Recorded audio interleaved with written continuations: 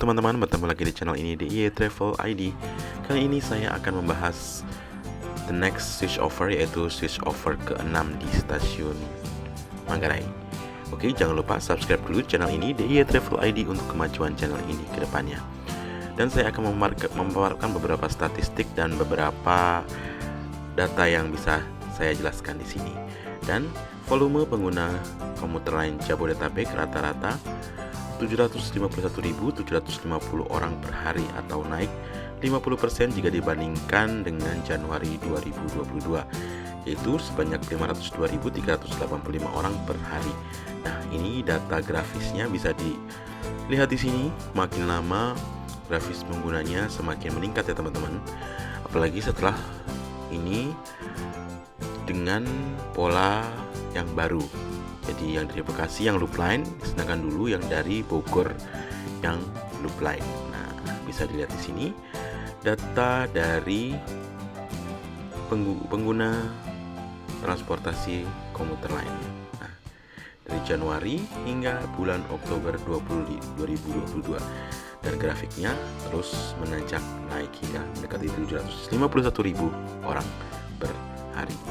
Nah, karena volumenya makin meningkat, jadi diperlukan untuk upgrading di sistem di stasiun Manggarai tentunya ya. Dan berikut ini adalah kita akan menyampaikan grafik lagi tentang volume pengguna komuter lain di stasiun Manggarai. Jadi ini tidak menghitung yang ada di stasiun Tanah Abang yang ke arah Rangkas Bitung ataupun ke stasiun Kota Tangerang ya. Ini tren kenaikan rata-rata volume harian pengguna komuter lain di stasiun Manggarai pasca switch over kelima. Nah, ini sebesar 13.701 ya teman-teman. Wah, cukup banyak ya penggunanya. Nah, di grafik ini bisa terlihat jelas bahwa volumenya semakin kesini semakin meningkat ya teman-teman. Pernah sedikit turun di 12.454, kemudian meningkat lagi menjadi 12.782. Nah, jadi Manggarai itu merupakan tempat transit ya teman-teman. Jadi ya wajar kalau banyak sekali pengguna di stasiun Manggarai. Nah, ini grafiknya yang bisa saya tunjukkan dari bulan Juni hingga bulan September 2022.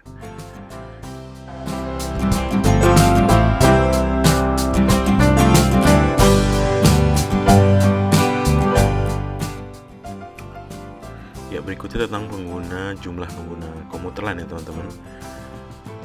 Jumlah perjalanan komuter lain ya. Saat ini KAI Komuter Line mengoperasikan sebanyak 1081 perjalanan komuter lain tiap harinya. Khusus di stasiun Manggarai melayani 556 perjalanan hari kerja ya, dan di 536 perjalanan hari Sabtu dan Minggu.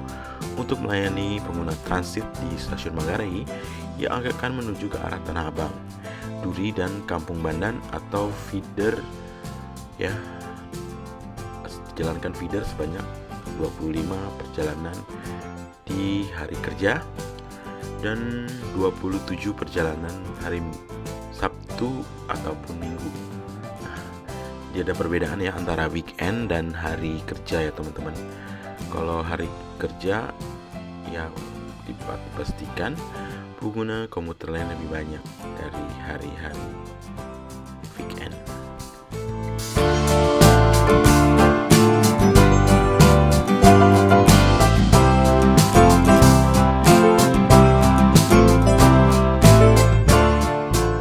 Berikutnya pengguna dari berbagai lintas di komuter lain ini. Dan di video ini nih adalah kondisi stasiun Manggarai terakhir ini. Nanti di minggu depan saya akan ulas sampai mana sih update-nya. Jumlah perjalanan komuter lain di stasiun Manggarai perjalanan weekday. Nah, bisa dari sini KRL lintas Bogor totalnya sebanyak 329 ya jumlah perjalanannya. Nah, lintas Blue Line ya atau C ataupun yang lain ke Cikarang 223 ya. Dan Rangkas Bitung sebanyak 2 ya. Dan Tangerang juga 2. Jumlah feedernya 25 Dan untuk perjalanan weekend KR lintas Bogor 307 ya. Lintas Cikarang itu sebanyak 225 dan KRL lintas Tangerang hanya sebanyak 2. Totalnya sebanyak 536 perjalanan. Jadi untuk lintas Tangerang dan lintas Rangkas Bitung memang lebih sedikit ya dari stasiun Tangerang dibanding lintas Cikarang ataupun lintas Bogor pastinya, karena jalur langsung melewati Manggarai.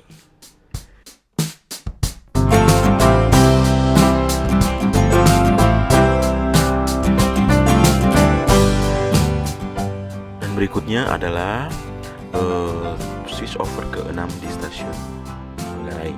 Nah, switch over kelima kemarin sudah dilakukan, perubahan rute KRL di stasiun Manggarai. Perubahan rute di sini dimaksudkan adalah berubahnya pola operasi di komuter lain yang tadinya loop line di lintas Bogor, sekarang lintas Cikarang yang loop line, gitu maksudnya. Di switch over ke-6, pengoperasian jalur 3 dan 4 di stasiun Manggarai. Ini kemungkinan dilakukannya akhir tahun ini atau bulan Desember ya teman-teman. Pelaksanaan switch over ke-6 stasiun Manggarai memulai pekerjaan pembangunan di jalur 1 dan 2 di stasiun Manggarai. Mengaktifkan jalur 3 dan 4 yang akan digunakan untuk perjalanan komuter lain dan KA jarak jauh.